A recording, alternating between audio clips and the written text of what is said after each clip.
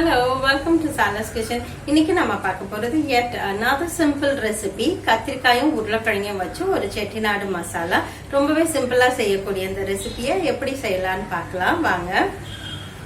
அதுக்கு தேவையான பொருட்கள் கத்திரிக்காய், உருளைக்கிழங்கு. இங்க மசாலைக்கு தேவையானது வெங்காயம், பூண்டு, கருவேப்பிலை, அது உருளைக்கிழங்கு, அது தோல் சீவிட்டு இப்படி நீள நீளமா நறுக்கி தண்ணியில போட்டு கழுவிட்டு வச்சிருக்கேன். அப்புறம் தக்காளி, தாளிக்கிறதுக்கு இலை, சோம்பு. ஃபர்ஸ்ட் அடுப்பை பற்ற வச்சுட்டு நம்ம தேவையான எண்ணெய் வச்சுக்கலாம்.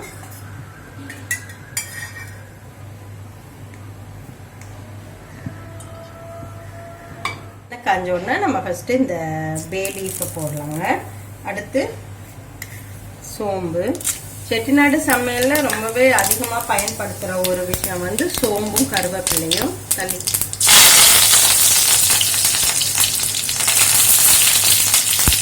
அடுத்து நம்ம பூண்டு சேர்க்க போறோம். பூண்டு இந்த மாதிரி நீளமா நறுக்கிக்கோங்க. இப்போ பூண்டு கொஞ்சம் ப்ரௌன் ஆன உடனே இந்த நறுக்கி இருக்க வெங்காயத்தை சேர்த்துக்கலாம். இப்போ இந்த வெங்காயத்தை பார்த்தீங்கன்னா நான் நீளமா நறுக்கியிருக்கேன். உருளைக்கிழங்கு, தக்காளி, வெங்காயம் இது எல்லாம் இந்த ஒரே ஷேப்ல நறுக்குனாதான் நம்ம அந்த மசாலா ஒன்று போல சேர்ந்து வரும். அடுத்து கத்திரிக்காயை நம்ம அப்படிதான் நறுக்க போறோம். ஃபர்ஸ்ட் நம்ம வெங்காயத்தை வதக்கிக்கலாம்.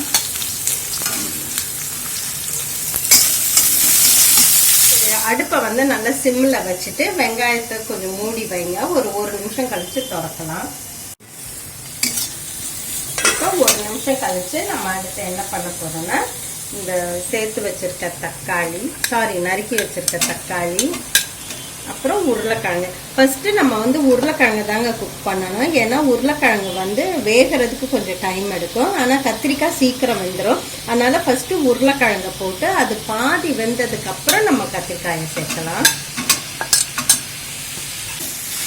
என்ன பண்ணுங்க, இதை மூடி வச்சு சிம்மிலே வேகட்டும். இப்போ உருளைக்கிழங்கு வெந்துகிட்டு இருக்க நேரத்தில் நம்ம இந்த கத்திரிக்காயை நறுக்கி இருக்கலாம். இங்கே தண்ணி வச்சிருக்கேன். நான் என்னோட முந்தின வீடியோல கத்திரிக்காயை பத்தி நான் சொல்லும் போது சொல்லியிருப்பேன். இந்த மாதிரி மசாலா ஐட்டத்துக்கெல்லாம் இந்த கத்திரிக்காய் ரொம்ப பொருத்தமா இருக்கும்.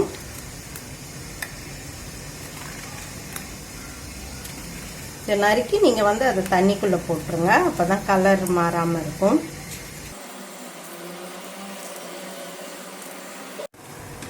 கிட்டத்தட்ட ஒரு 5 minutes ஆயிடுச்சுங்க. நம்ம இந்த உருளைக்கிழங்கு சிம் ஹீட்ல தான் வெந்துகிட்டு இருக்கு. ஸோ அந்த ஸ்டீம்ல இருக்கிற ஹீட்டே போதும். இப்போ அடுத்து நம்ம என்ன பண்ண போறோம்னா இந்த கத்திரிக்காயை சேர்த்து போறோம்.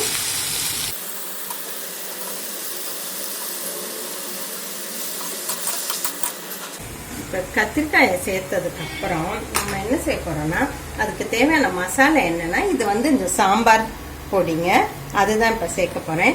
இப்ப தேவையான அளவு சாம்பார் பொடியை சேர்த்துட்டு இப்ப 2 ஸ்பூன் சேர்க்கிறேன். சேர்த்துட்டு இப்ப இதுலயே கொஞ்சம் உப்பும் சேர்த்துருங்க.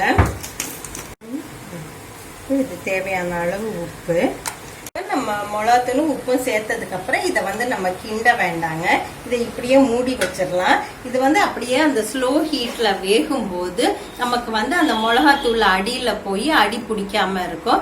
ரெண்டாவது அந்த மிளகாத்தூள் வாசமும் அது போயிடும். ஏன்னா நம்ம மேலாக தூவி இருக்கிறதுனால. இப்ப கிட்டத்தட்ட 5 to 7 minutes ஆயிருக்குங்க. இப்ப கத்திரிக்காயெல்லாம் வெந்துருச்சு. இப்ப அடியோட சேர்த்துக்கிட்டோம்னா அடி பிடிச்சிருக்காது.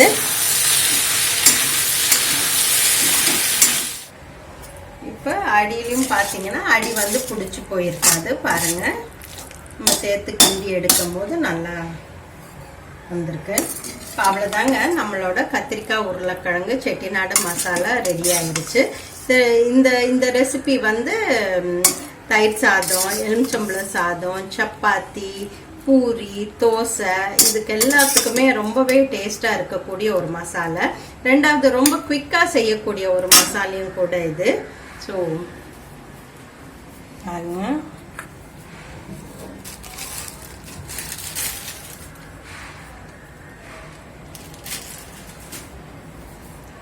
டைம் இருக்கும்போது இந்த ரெசிபியை நீங்களும் செஞ்சு பாருங்க. செஞ்சு பார்த்துட்டு எப்படி இருக்குன்னு சொல்லுங்க. மீண்டும் உங்களை அடுத்த ரெசிபியுடன் சந்திக்கிறேன். அதுவரை உங்களிடமிருந்து விடைபெறுவது உங்கள் விசாலாட்சி.